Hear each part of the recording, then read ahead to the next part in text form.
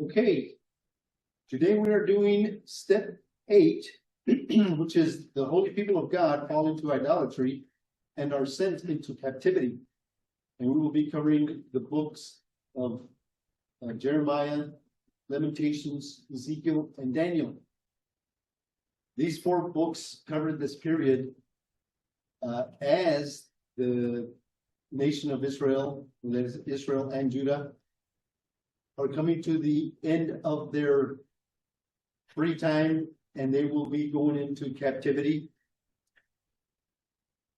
And then Lamentations, of course, lamenting what has happened when the fall of Jerusalem. Ezekiel, he prophesies from Babylon, where the people are in captivity.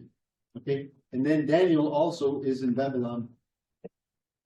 And so this Daniel, we can say, is taken to Babylon very soon after the captivity begins, and he's there probably till almost the end.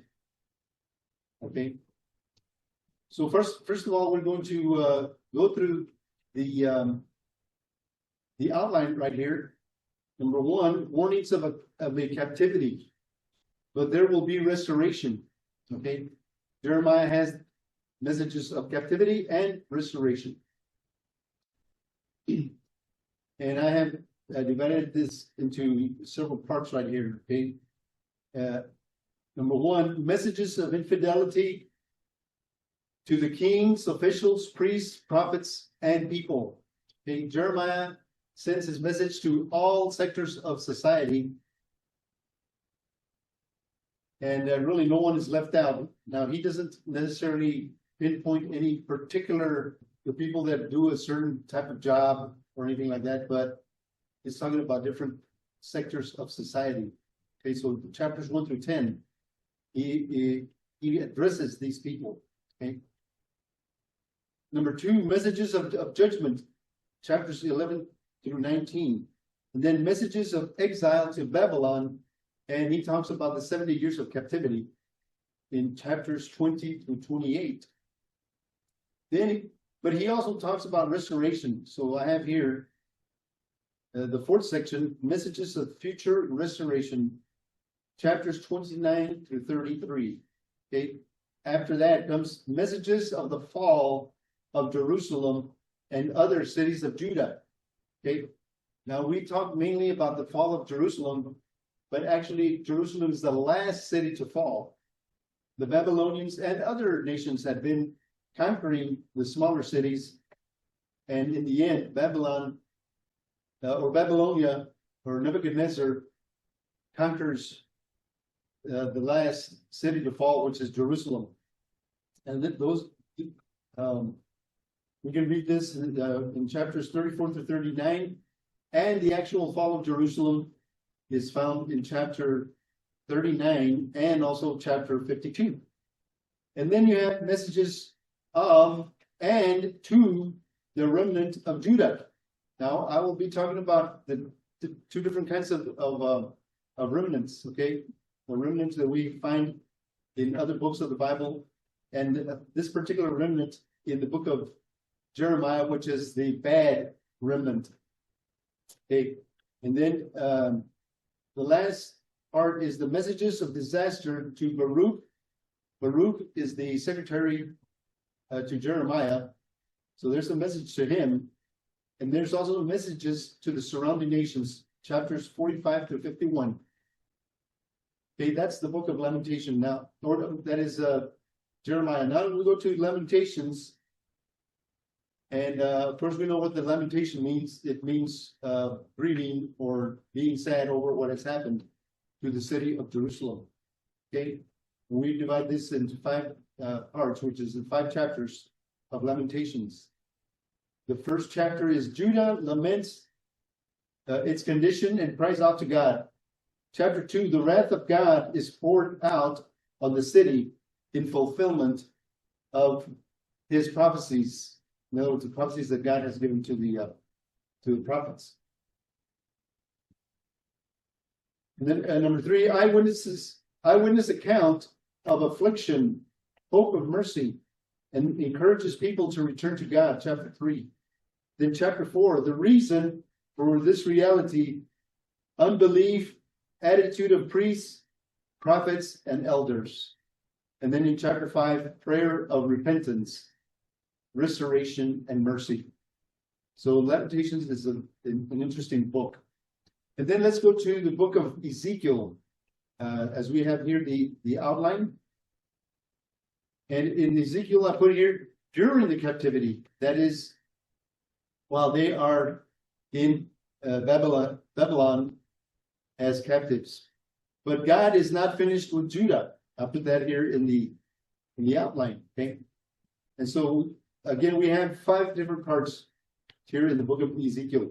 Number 1, the calling of Ezekiel, an explanation of his ministry, chapters 1 through 3. Number 2, visions and prophecies against Israel and Jerusalem before the fall of Jerusalem, that is up to 586 BC. And that's in chapters 4 through 24. Okay. And then we have here prophecies against nations and their leaders, chapters 25 through 32.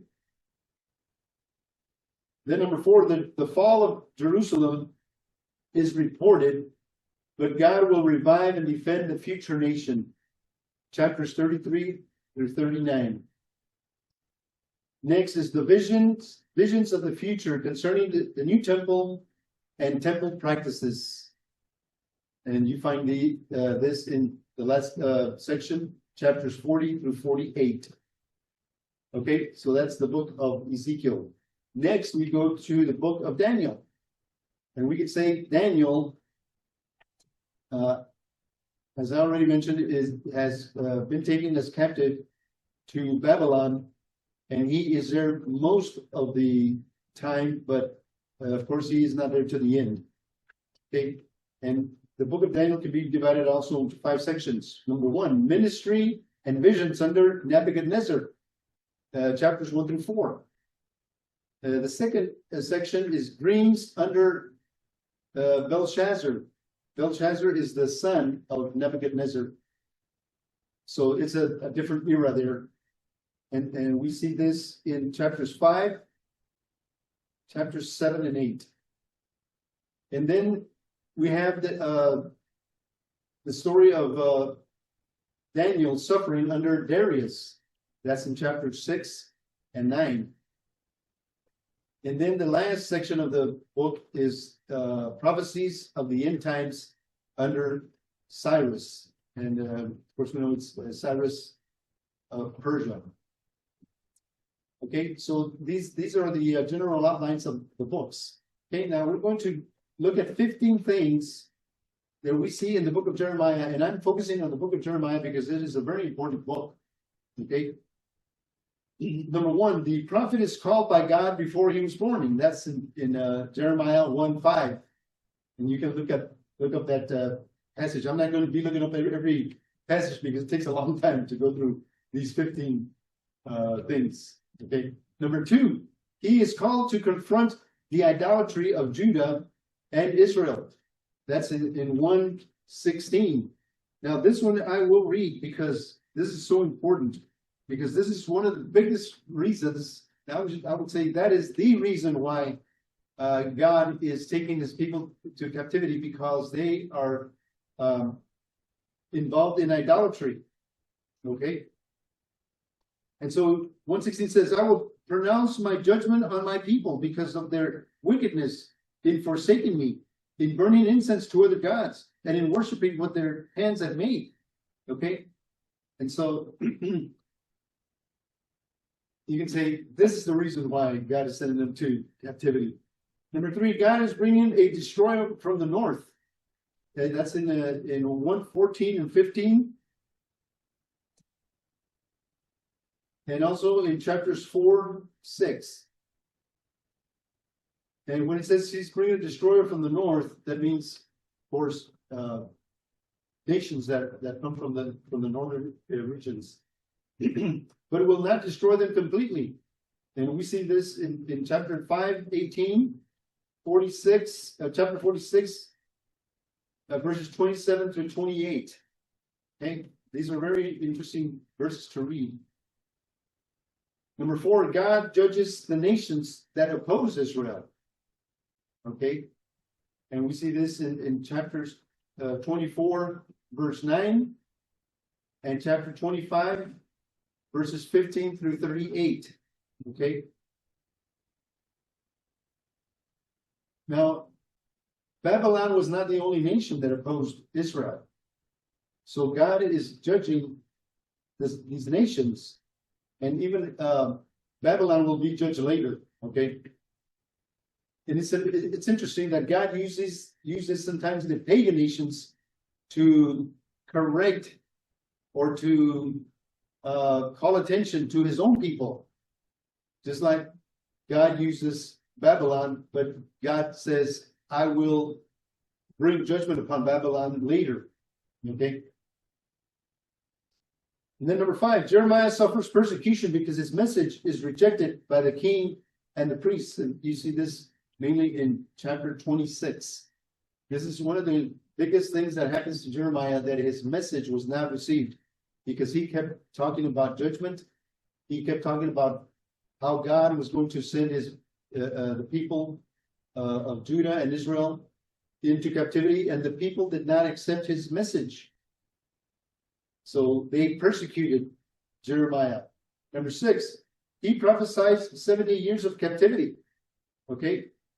Now, this is very important because not only does Jeremiah proclaim this message of captivity, but other prophets also go back and constantly look at the prophecy that Jeremiah received from God, that God would send his people into 70 years of captivity. But the interesting thing is that Jerusalem will be restored, or that is not only Jerusalem, but the country of Israel. They will be restored. And you can see this in chapter 24, verses 4 through 7, and chapter 29, verses 10 through 14. All of these things are well documented in everything that Jeremiah prophesies. Let's go to number 7. The king of Judah and many of his officials will be exiled, never to see Jerusalem again. And we see this mainly in chapter 22, where God tells Jeremiah to tell the people, to tell the king, and to tell the nobles that they will be taken to Babylon and they will never see Israel again. So this is a very important prophecy, and it also shows the gravity of their sin, because God is sending them away to captivity, and they will never again see Jerusalem, because they think Jerusalem, of course, it's the city of God, and they think, oh, God will never destroy this land. This land will never be captive because God is protecting us. Well, they refuse to accept the fact that they are the reason why God is having to send them into captivity, and why the nation will be taken over. But the restoration of Judah and Israel is the future. In the future is a big doctrine, verses, or that is chapters 29 through 33. So this is a big message in the book of Jeremiah, restoration. Number 9, there are 2 kinds of remnant people. And in order to study about the remnant, we need to see how Isaiah talks about the remnant, how Ezra and Nehemiah talk about the remnant. And these people, or these first ones, are the good remnant, or the good people. I'll put here a good promise to those who went to Babylon and will be restored back to Israel, chapters 29 through 33. Okay, now there is a bad remnant, or that is the disobedient remnant that stays in Jerusalem. And we can see this in chapters 29, 16 through 19. And after the fall, they escape to Egypt in chapters 44 or 40 through 44. Okay, so you see good prophecies for the remnant, which are the people that obey. They are taken to Babylon. They They go for 70 years of captivity, but God has a plan for them in the future. But the people that refuse to go to Babylon, the people that refuse God's will and God's plan, they escape to Egypt and they die over there. So that's the background. Okay, number 10, the surrounding nations are judged as well. Chapters 46 to 51. Number 11, he prophesies the fall of Jerusalem, and it is fulfilled. And we see this in chapters 39 and 52. These two chapters are very important. Number 12, the messianic passages talking about the righteous branch, which is found in chapters 23, verses 5 through 6, and chapters 33, verses 14 through 16. Now, these are very important verses because it talks about the coming Messiah, Jesus Christ, that is coming in the future. Okay, and he fulfills these prophecies. Okay, number 13, the teaching of a new covenant, which is fulfilled in Jesus. Okay, again, very important prophecy, and we can see this in chapter 31, verses 31 through 34. Number 14, Israel will always be a nation. And this is found in chapter 31, verses 35 through 40, right after the last passage that I mentioned.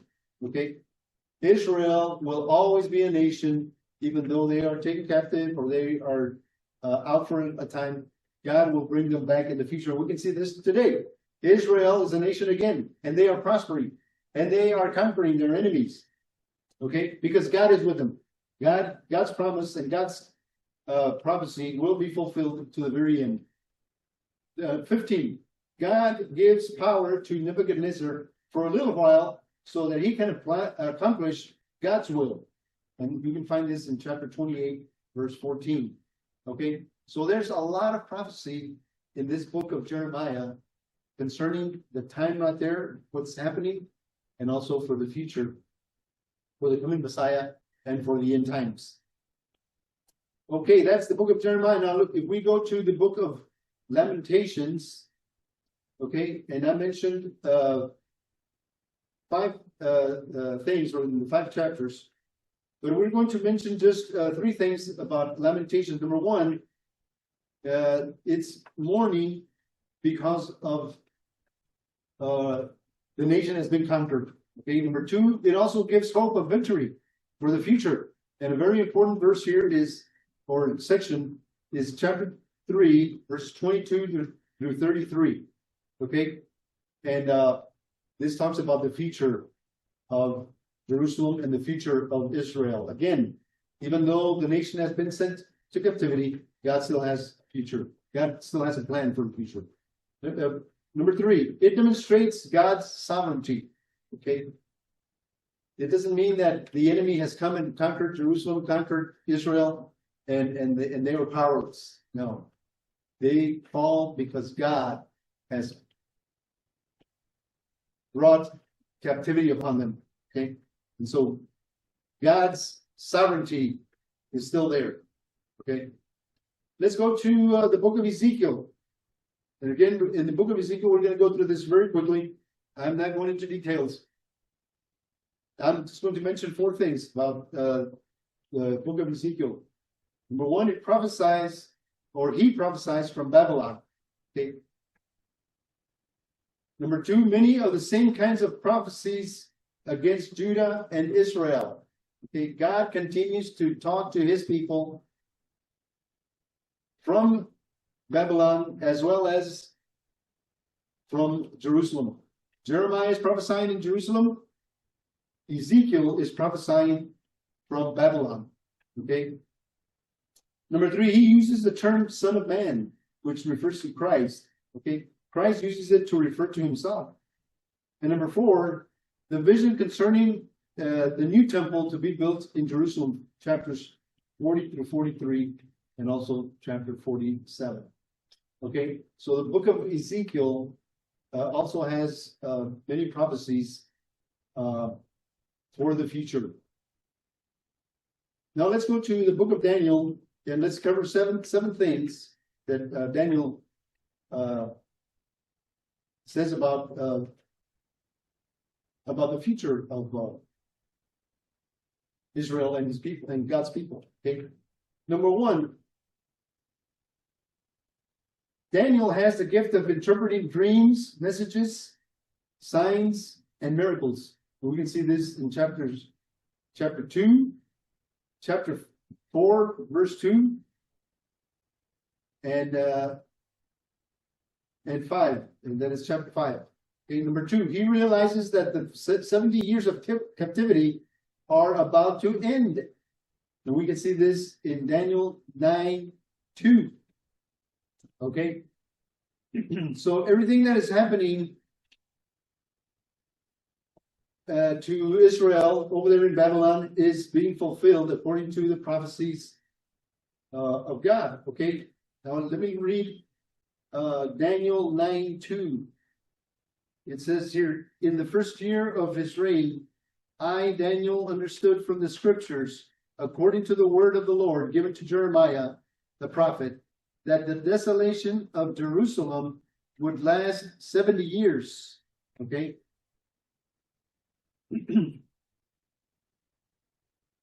So Daniel understood that they were being in captivity for 70 years, and as he counts the years, he knows that the captivity is coming to an end.